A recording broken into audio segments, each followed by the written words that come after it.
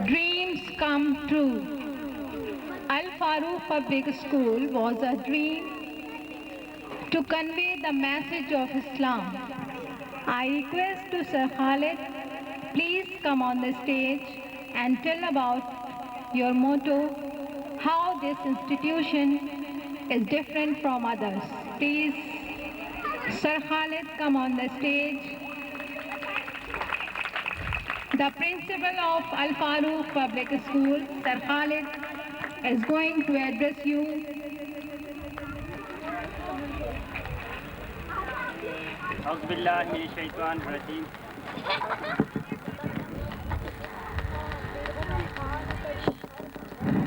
أعوذ بالله من الشیطان الرجیم.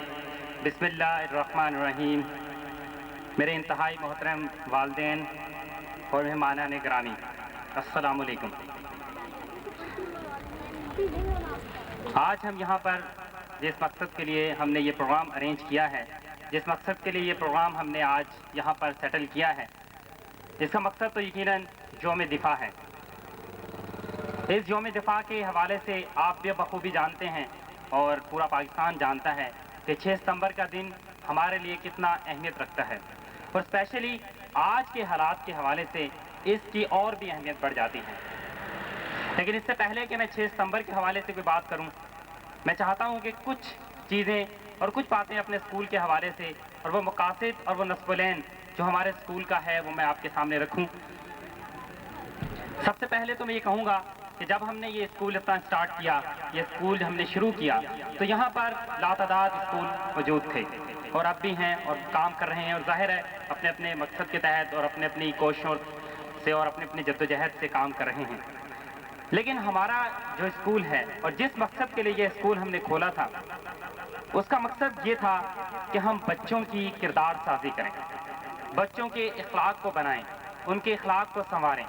کیونکہ ہم دیکھتے ہیں کہ ہمارے معاشرے کے اندر بہت بڑے بڑے ڈگری لینے والے اور بہت اعلیٰ تعلیم حاصل کرنے والے لوگ موجود ہیں، لیکن اس کے باوجود معاشرہ زوال کا شکار ہے اور بدستور انحطاط کا شکار ہوتا چلا جاتا ہے. پھر سوال یہ ذہن میں ابھرتا ہے کہ اتنی اعلیٰ تعلیم حاصل کرنے کے باوجود، اتنے اعلیٰ انسٹیٹیوشنز ہونے کے باوجود، یہاں پر ہزاروں روپے کی فیس ہے اور یہاں پر لاکھوں روپے لوگ خرچ کرتے ہیں. کوئی MBA کا انسٹیٹیوٹ ہے اور کوئی ICA کا انسٹیٹیوٹ ہے، بہت بہترین تعلیم حاصل کرتے ہیں اور اس میں کوئی شک نہیں ہے کہ بہت اچھی تعلیم حاصل کرتے ہیں. لیکن سوال ذہن میں یہ ابھرتا ہے کہ اتنے تعداد میں ICMA، ICA، MBA کر کے نکلنے والے وہ لوگ معاشرے کے اندر کیا کردار ادا کر رہے ہیں، معاشرے کو کیا بنا رہے ہیں، کیا وہ معاشرے کو سنوار رہے ہیں؟ لیکن اگر آپ ذرا غور کریں گے اور ایک نظر طائرانہ نظر ڈالیں گے تو بظاہر محسوس ہوگا کہ یہ لوگ، ان کی حیثیت کچھ نہیں ہے معاشرے کے اندر. ان کے ہونے کے باوجود اگر معاشرے کے اندر لسانیت ہو، ان کے ہونے کے باوجود اگر معاشرے کے اندر تعصب ہو، ان کے ہونے کے باوجود اگر معاشرے کے اندر یہ سب کچھ ہو، تو پھر کیا وہ معاشرہ کبھی ترقی کر سکتا ہے؟ امپاسبل.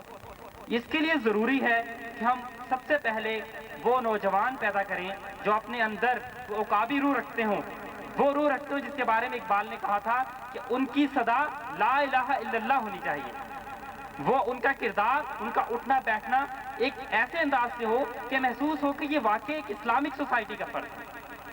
لیکن مجھے بہت افسوس سے کہنا پڑتا ہے کہ ہمارے انسٹیٹیوشن ایسا نہیں کر رہے ہیں. الفاروق پبلک اسکول کی جب بنیاد رکھی گئی تو اس کے پیچھے جو مقاصد تھے ان میں سب سے بنیادی پہلے مرکز جو تھا وہ یہی تھا کہ ہم ایک ایسے نوجوان تیار کرنا چاہتے ہیں جو معاشرے کی ترقی میں ایک طرف کردار ادا کر رہے ہوں اور دوسری طرف وہ معاشرے کو سنوار رہے ہوں. سنوار رہنے سے میرا مقصد ہے کہ وہ معاشرے کے اندر ایک مضبوط بنیاد فراہم کر رہے ہیں. اس کے ساتھ ساتھ ایک اور چیز جو بڑی واضح طور پہ ہمیں نظر آتی ہے کہ ہمارے نوجوانوں کے اندر نظم و ضبط کی کمی نظر آتی ہے، ڈسپلن کی کمی نظر آتی ہے. لیکن کون سا ڈسپلن؟ ہم اپنے لوگوں کے اندر ایک اسلامک ڈسپلن پیدا کرنا چاہتے ہیں.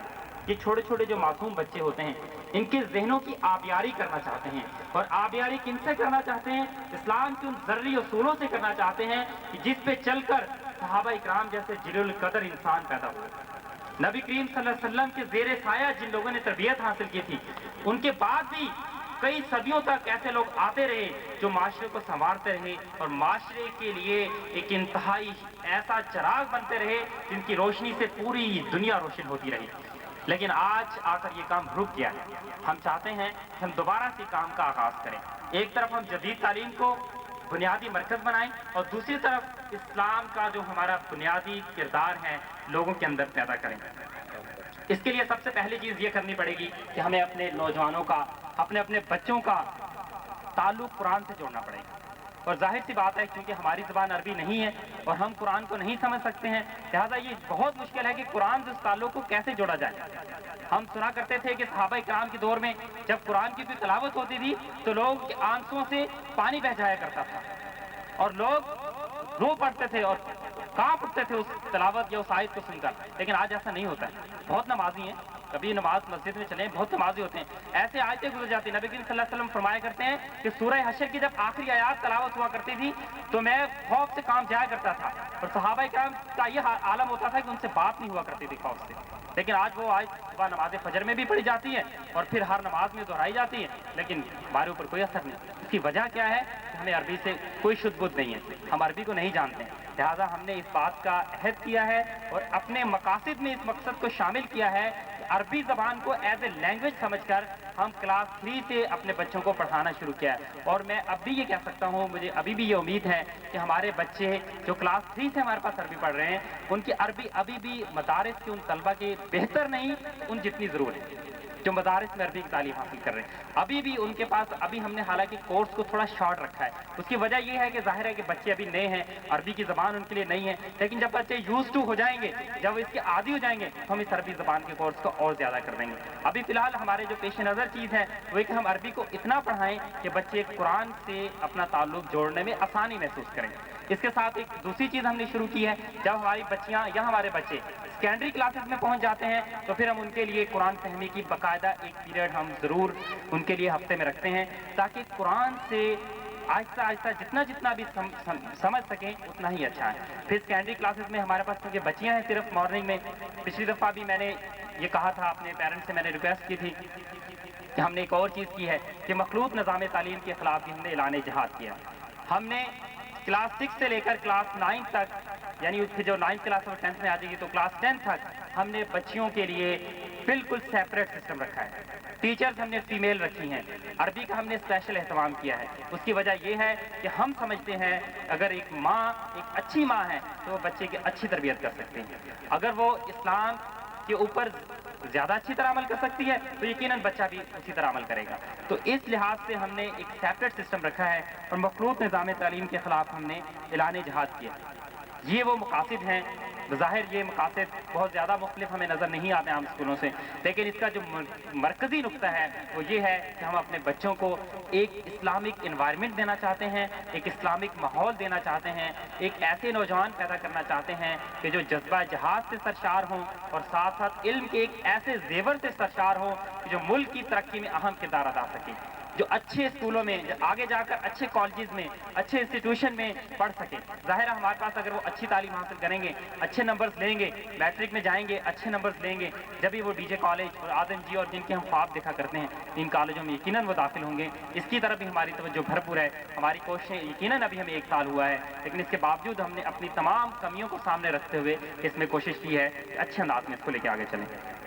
یہ مختصر سا پروگرام ہے جو میں آج چاہتا تھا کہ آپ تمام ساتھیوں کے سامنے رکھ دوں اور اپنی تمام جو مائیں اور بہنیں اور جو پیرنٹس اس میں شریک ہیں ان کے سامنے رکھ دوں.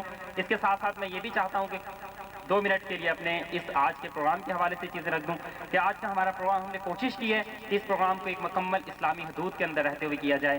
چھوٹی بچیوں سے ہم نے کام لیا ہے، بچوں سے ہم نے کام لیا ہے، کوشش کی ہے ہم نے کہ جتنے بھی جو سانگس آج کل ہمارے انسٹیٹیوشن میں ایجوکیشن انسٹیٹیوشن میں اگر آپ دیکھیں تو وہاں پر ہر طرف جو ہے کوئی میوزیکل گروپ بلا رہا ہے، کوئی کیا کر رہا ہے، یعنی عجیب قسم کا سما ہے جس کے اندر یقیناً میں سمجھتا ہوں بچے کچھ بھی حاصل نہیں کر پاتے. اس کی بجائے ہم نے یہاں پر ایک اچھے بھرپور پروگرامات پیش کرنے کی کوشش کی ہیں. ٹیبلو بھی ہم نے تیار کیے ہیں، آپ اپریشیٹ کریں بچوں کو. یقیناً یہ ٹیبلو بظاہر کچھ پھیکے محسوس ہوتے ہیں کہ اس کے اندر ہم وہ میوزک نہیں ہے، وہ چیزیں نہیں ہیں، لیکن آپ یہ دیکھیے گا کہ اس میں بچوں نے کس قدر محنت کی ہے. ان کی محنت کو دیکھیے گا، اس کوشش کو دیکھیے گا جو بچوں نے ان چھوٹے چھوٹے ٹیبلوز میں کی ہے. تو امید ہے انشاءاللہ آپ کو اس سے محظوظ بھی ہوں گے اور وہ آپ کو ایک بہتر اور اچھا پروگرام بھی پیش کرنے میں کامیاب ہوں گے۔ دوسرا ہمارا مقصد یہ ہے کہ ہم ایسے ترانے اور ایسی چیزیں بچوں کو دیتے ہیں جس سے ان کے دلوں میں ایک جذبہ جواں ہو، بلبلے جواں ہو۔ آج کل آپ دیکھتے ہیں نا کہ ایک کارگل کا محاذ ایک گرم ہے اور پھر اس کے بعد ایک جہاد کا ایک جذبہ لوگوں کے اندر ایک لہر اٹھی تھی، لیکن ہمارے اسکولز میں آپ جا کے دیکھیں تو بچوں کو کچھ پتہ ہی نہیں کہ کارگل کیا تھا اور اس میں کیا ہوا تھا۔ اس کی وجہ یہ ہے کہ ہم یہ بتا ہی نہیں رہے ہیں بچوں کو۔ ہم یہ چاہتے ہیں کہ ہم بچوں کو یہ بتائیں اور ان کو یہ بتائیں کہ وہ کس طرح سے اس کام کو لے کے آگے چلیں۔ تیسری چیز یہ ہے کہ ہم اپنا اسکول میں جب اسمبلی کراتے ہیں اس کے اندر بھی ہم اسی طرح کا چین و عرب ہمارا جو بھی ہم ہیں مسلم سارا جہاں ہمارا ابھی جنید نے آپ کے سامنے پیش کیا، اس کو ہم نے اپنی اسمبلی میں رکھا ہے اور اسی وجہ سے رکھا کہ ہم لوگوں کے اندر اپنے بچوں کے اندر وسعت نظر پیدا کرنا چاہتے ہیں۔ ہم چاہتے ہیں وہ اخلاقی سوچ پیدا ہو، وہ وسعت نظری پیدا ہو جس کے لیے اقبال تڑپ رکھتے تھے، وہ جو جوانوں میں پیدا کرنا چاہتے ہیں۔ سمجھے کہ ہمارا محور جو ہے وہ اقبال کی وہ ساری شاعری ہے جس کو ہم اس کے پیچھے اپنے بچوں کے ذریعے سے ان کے ذہنوں میں منتقل کرنا چاہتے ہیں۔ پھر دوسری چیز یہ ہے کہ اسکولوں میں جو عام اسکولوں کا جو فنکشن کا تاثر ہوتا ہے، ہم چاہتے ہیں کہ ہم فنکشن کے ذریعے جیسا آپ نے دیکھا کہ ہم نے سسٹم کو بھی سیپریٹ کیا، لیڈیز کو الگ اور جینٹس کو الگ بٹھایا، اور اسی طرح سے ہم جتنے بھی ہمارے پروگرامات ہوں گے وہ اس بات کا تاثر دیں گے کہ یہ پروگرام دوسرے پروگرامات سے کس طرح سے جو یونیک پروگرام ہے۔ اس کے علاوہ میں اپنے تمام پیرنٹس سے ریکویسٹ کروں گا آخر میں کہ ہمارے اس پروگرام کو دیکھیں، اس کے اندر جو کمی محسوس کریں اسکول میں آفس ٹائم میں کسی وقت بھی آئیں، آگے ہمیں اس سے بتائیں، مشورہ دیں، ہم انشاءاللہ ان کے مشوروں کو اپنے سامنے رکھیں گے اور آئندہ سے ہم اس کو آگے لے کے چلیں گے۔ اور آخر میں یہ کہوں گا کہ ہم آج کا اپنا یہ فنکشن ان شہداء کے نام کرتے ہیں، ان کارگل کے شہداء کے نام کرتے ہیں کہ جنہوں نے اپنی قربانیوں سے، اپنے خون سے اس وطن کی آبیاری کی ہے، جنہوں نے اس وطن کی حفاظت کی ہے، بلند و بالا پہاڑیوں پر، ان برفپوش پہاڑیوں پر اپنے جذبوں سے ان کو گرم کیا ہے، اپنے لہو سے اس کو جو ہے بچایا ہے۔ اور کرنل شیر خان کے نام آج کا پروگرام کرتے ہیں کہ جن کی بہادری اور جرت کا آج بھی پوری دنیا کے اندر چرچا ہے۔ اللہ تعالیٰ ہمیں یہ توفیق دے کہ ہم ان مقاصد میں اور ان جذبوں کے ساتھ اپنی زندگی کو گزاریں اور ہم اپنے بچوں کو صحیح تربیت دے سکیں جو کہ ہمارا نصب العین ہے۔ وآخر دعوانا الحمدللہ رب العالمین۔